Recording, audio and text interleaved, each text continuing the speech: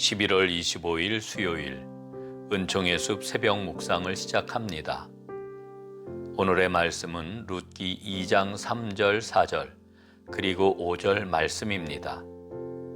룻이 가서 베는 자를 따라 밭에서 이삭을 줍는데 우연히 엘리멜렉의 친족 보아스에게 속한 밭에 이르렀더라. 마침 보아스가 베들레헴으로부터 와서 베는 자들에게 이르러 보아스가 베는 자들을 거느린 사환에게 이르되 이는 누구의 소녀냐 하니. 우연. 사람들은 우연이라는 말을 참 많이 합니다. 그러나 믿음의 삶에서는 우연이 없습니다.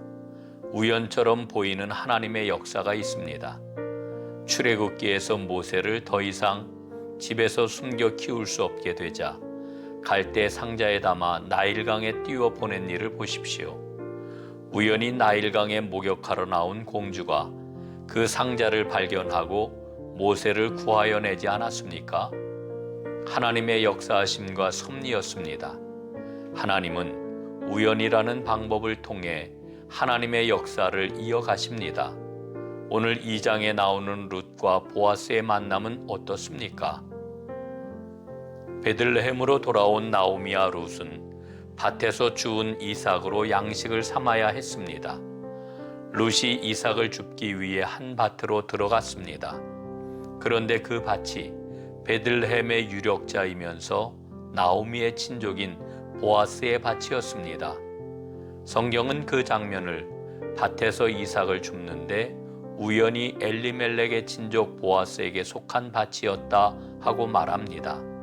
나아가 마침 보아스가 베들레헴으로부터 와서 라고 합니다. 룻이 이삭을 줍고 있는 밭에 보아스가 온 것입니다. 그리고 룻을 보고 저 여인이 누구냐 하고 묻습니다. 보아스와 룻이 첫 만남을 갖게 된 것입니다.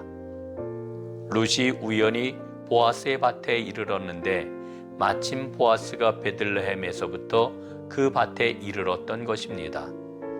여기에 등장하는 마침이란 말은 히네이라는 단어를 번역한 것입니다. 어떤 일이 극적으로 이루어졌을 때 사용되는 말입니다.